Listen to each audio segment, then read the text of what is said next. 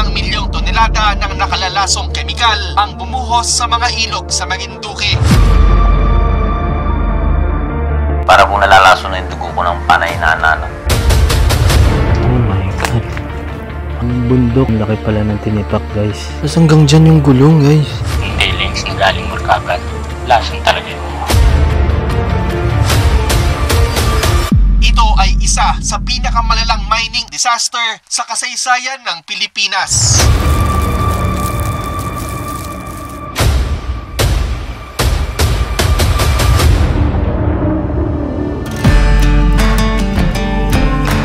Para makarating sa lokasyon, bumiyahe kami ng 3 oras papunta sa probinsya ng Lucena.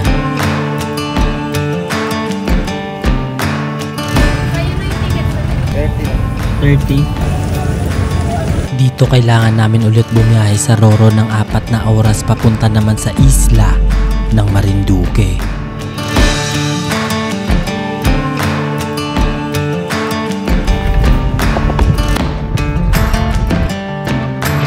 Dito na ngayon tayo sa port ng Balanacan dito sa Marinduque. Kailangan pa namin bumiyahe ng 1 oras mahigit para makarating dun sa location. Ang Marinduque ay isang lugar na puno ng kagandahan at kasaysayan. Kilala ito bilang Heart of the Philippines. At habang binabaybay namin ang daan dito, bigla kong napansin to. Ito, parang ano na siya, kulay gold na rin siya. Siguro sa kakanina nila yan, ano? Pao? Habang papalapit kami sa lokasyon, napansin namin na kulay kalawang na din ang kulay ng lupa. Kulay gold na rin yung ano, mga lupa ano. At sa hindi kalayuan, nadaanan namin ang isang abandonadong runway. Check natin. Kaya bumaba muna kami para silipin anong meron dito. Yan check natin. Gaging lawak na ano, nakita namin kanina sa mapa. Para siyang runway. Siguro, mayroong mga private plane yung company na ito dati. At pagdating namin sa loob, itong tumambad sa amin. OMG.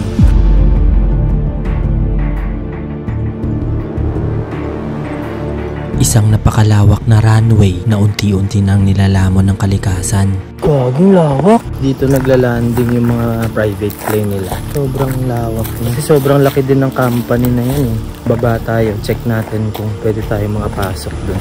At habang papasok kanina, nakita namin ang abandonadong eskwelahan nila. In-explore din namin to at nagsagawa kami ng investigation na mapapanood nyo sa susunod na video. Yung golf course nila nandito lang sa kabilang side. Tapos yung runway dito lang din. Kitang-kita. Tapos sa kabila golf course. Ito yung golf course daanan natin.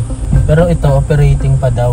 2 minutes na lang mararating na natin yung location. At pagdating namin dun, ito ang tumambad sa amin. Ano yung dulo? OMG. You have arrived. Mga abandonadong pipe na nilalamon na ng kalawang. Kaya nangyari yung trahedya kasi yung isang pipe dito para sa drainage nabutas. Yan kung makikita nyo dito guys, bakas pa dito yung mga butas. Ito yung mga pipe, sobrang laki niya. Tapos dahil nga siguro sa kalawang, yan butas na siya. Kaya yung waste ng nagbimina pumunta dun. Napansin namin na hindi lang ang mga pipe ang kinakalawang dito, pero pati ang lupa at mga bato kulay kalawang na rin. Tapos yung lupa dito tsaka yung mga bato guys, parang kulay metal na rin yung mga bato. Yan, nakikita nyo dyan. Dekada 60 nang madiskubre ng isang mining company ang deposito ng copper sa isang bahagi ng isla sa Marinduque. At taong 1969, nagsimula ang komersyal na pagmimina ng Marcopper Mining Corporation dito. Isa ito sa pinakamalaking mining operation sa bansa. Ngunit makalipas ang ilang dekada, isang trahedya ang yumanig sa Marinduque dahil noong Marso taong 1996 pumutok ang isang mine tailings o latak at nakakalasong likido sa pagmimina papunta sa ilog ng Buwak. Dahilan para bumaha ng nakakalasong basura mula sa mina sa mga ilog at komunidad. Tinagurian itong Marcopper mining disaster, isa sa pinakamalalang sakuna sa kasaysayan ng pagmimina sa Pilipinas.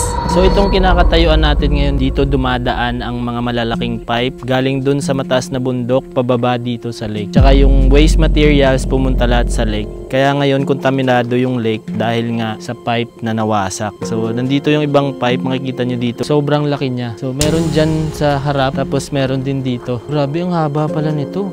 Kasi galing dun sa bundok eh. Ito siguro dati, bundok din to guys. Kaso tinipak na nila to. Ginawa na nilang patag. Tapos makikita nyo dyan, no, ang daming puno na putol. So ito siguro puno ng puno to dati. Yan makikita nyo dyan. Putol na yung puno. Dahil nga siguro sa operasyon nila, kaya nagkaganito to. Hanggang ngayon, pinapanawagan pa rin namin na magkaroon ng rehabilitation ang Ilog Buwak at ganoon din sa Calancan Bay at syempre lalo na sa Ilog ng Bugbo. Malawak pa to. Tapos yun, makikita nyo dito, yung bundok, sobrang laki ng tipak guys. Dumiretso pa kami para tingnan kung ano na ang sitwasyon ng lawa ngayon. Diretso pa tayo kasi off-road na to. Pero yung dulo kasi ng daan hanggang dun lang. Pero dito sa mapa, nandito pa siya. At pagdating namin sa loob, ito ang bumungad sa amin. OMG! Ito na siya. Grabe, sobrang laki.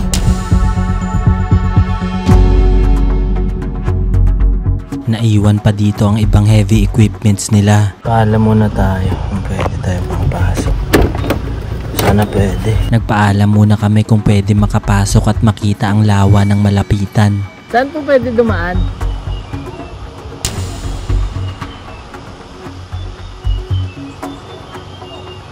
Dito lang po. Delikado daw dahil luma at marupok na ang ibang parte ng equipment na ito at mahihirapan daw sila tumawag ng tulong pag may naaksidente dito. Ito yung isa sa ginagamit nila. Yung tawag nila dito is showbill. Ito yung ginagamit nila sa pangbungkal ng lupa. So yan, kung mapapansin nyo dito, tara. Pakita ko sa inyo kung gaano siya kalaki. Ganito siya kalaki. Kasya dito isang kotse. Bukod dito, meron pa daw dun sa loob. Ngayon nga lang, sinarado nila dahil contaminated na masyado yung tubig. Kasi yung mga toxic waste galing sa minahan, naghalo na dito sa lake. So hindi tayo pwedeng pumasok kasi contaminated na daw yung tubig. Ang daming putik at saka mabaho na amoy krudo po ang kuman dito sa aming panay. Pero pwede daw tayo dito sa labas. Pwede tayo mag-drone. Pwede natin makuhanan to yung mga equipment. Yan, makikita nyo dyan. Papakita ko sa inyo sa B-roll kung ilang equipment pa yung nandito. Pero dito sa loob, meron pa ditong mga nakatirang lokal. Sila yung nagbabantay dito. Pero yun nga lang, yung mga equipment dito, puno na siya ng kalawang. Dapat nga sana kunin na lang to kasi ganun din, mabubulok lang din to. So, hahalo rin siya sa lupa. Naiwan din dito ang mga lagayan ng gasolina para sa mga equipment nila at pati ito, nilalamon na rin ng kalawang. Mga fuel o mga tangke ata to ng mga showbill. Manifestation ng chronic contamination ng environment na apektuhan yung health ng tao. May mga tao na nag-develop ng cancer. Nakakapanghinayang dahil sobrang ganda ng tanawin dito at pwede pa sana itong maging tanyag na pasyalan ng mga tao. Yung gulong din, no? Sobrang laki, oh. Oo, yung gulong nito guys, parang lagpas tao na rin sa laki. Tapos yan, kung makikita nyo dyan, may gear dyan sa baba. Yan yung nagpapaikot sa kanya. Yung mga gears na yan dito sa gitna. Sa taas lang ng gulong. Dito may naiwan pa, oh. Isa pa siguro to sa parte ng showbill nila. Puno na siya ng kalawang. Pag tumagal pa kasi to, hahalo na rin to dyan sa lupa. Sayang lang din kasi dagdag din yan sa kasiraan ng kalikasan natin. Yung kapinsalaan ng aming barangay Magapo ay hindi namin pinapabayaan na basta masira na lang yung kagagawaan ng tubig ng markaper na yun. Dumiretso na kami sa kabilang parte para tingnan naman kung ano pang meron dun. At dito, natagpuan namin ang abandonadong opisina at iba pang equipment nila sa pagmimina. Dito banda sa side ni Dayan, sa right side, yan yung post nila. Tapos yung power supply nandyan din. Sa left side naman, nandito yung mga ibang heavy equipments. Ito medyo okay pa. Tapos nandito din yung opisina nila. So, hanap tayo ng caretaker kung pwede tayo. Payagan tayo pumasok. Saan ba kaya may open, sir? Ayaw pa, sir. Open pit. Ayaw, sir. Sa kabila, malayo lang po. Tinuro niya sa amin kung saang parte lang pwede pumasok pero medyo malayo daw ito at hindi maganda ang daanan. Saan ba tayo? Ay, baka... Iba yun, ano? Ibig sabihin, open pit, sir. Yung sinabi. Open pit. Malayo-layo pa lang. Malayo pa yun? Makakit pa kayo, sir. Pero doon pwede pumasok, sir? Pwede, sir. Open po. Ang open pit mine na tinutukoy ni Kuya ay ang lugar kung saan hinukay ang lupa para makuha ang mineral na matatagpuan dito. At sa bundok kung kung saan tayo papunta. Ginamit ang open pit mining para makuha ang mga tanso at iba pang mahalagang mineral. Ang isa sa katangian ng open pit mining ay malaking hukay ang ginagawa na nagre-resulta sa malaking magbabago sa itsura ng bundok. Dahil mabilis ang pagkuha ng mga mineral, gawa ng direkta itong nakukuha galing sa ibabaw. Pero malaki ang epekto nito sa kalikasan dahil sa pagkalbo ng kagubatan, pagguho ng lupa at posibleng pagkalason ng mga ilog at dagat, kagaya sa nangyari sa ilog Buwak ng Marinduque. Kulay ng pati ng lupa, yan, para na rin siyang kalawang. So yan, malapit na tayo dito. So bababa lang tayo dito, tapos try natin mag-drone. Pumunta na kami agad dahil malapit ng dumilim at nagtanong kami ulit para makasigurado kung pwede itong pasukin. Diyan po yung tinipak na bundok? Oo. Pwede pumasok doon? Pwede. Ayun, sige. Pwede naman doon.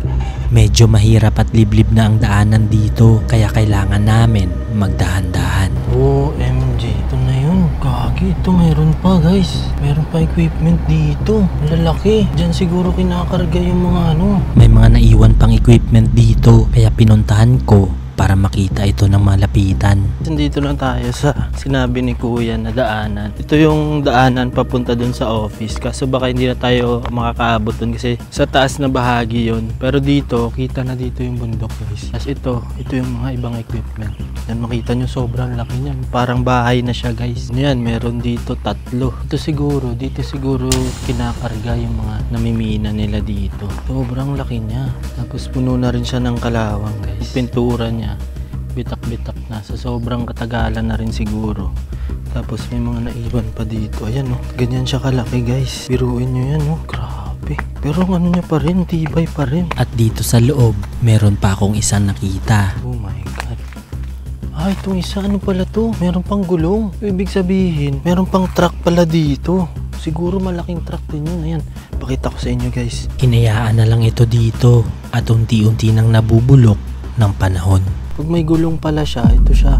Pinuntahan ko para makita kung gaano ito kalaki at kung meron pang ibang equipment na naiwan. OMG. Ang laki nga. Dito pala kinakarga ang namimina nila sa bundok. Ito siguro likod to ng truck guys. Tapos dito may humihila. So ito siya guys. Gitna nga lang ako. Tapos hanggang dyan yung gulong guys. Tapos dito, ito ano niya pa lang to. Parang steel rim niya, pero sobrang laki din.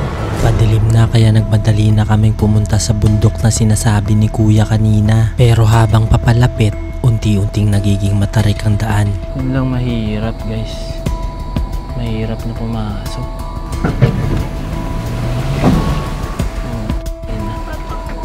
Laki ng bato. Padilim na guys, so kailangan makalabas din kami agad dito. Kasi sobrang layo na nito eh. So ito na banda yung facility. Ito, makikita dyan. Oh. Pero ang dami rin mga ano. Sobrang lawak nito at puro lahat abandonado. So guys, approaching tayo ngayon. Malapit na tayo sa bundok na tinipak nila. Tingnan natin kung makikita natin siya na malapitan. Kasi mamadali rin kami kasi madilim na. Madilim na dito. At nang dumiretso pa kami, narating na namin ang open pit. Kita ba? Ito na yung lake oh. Kita na yung lake guys. Bumaba agad ako para makita ito ng malapitan. Pero ang daanan dito, puno na ng ligaw na puno at halaman. Aray!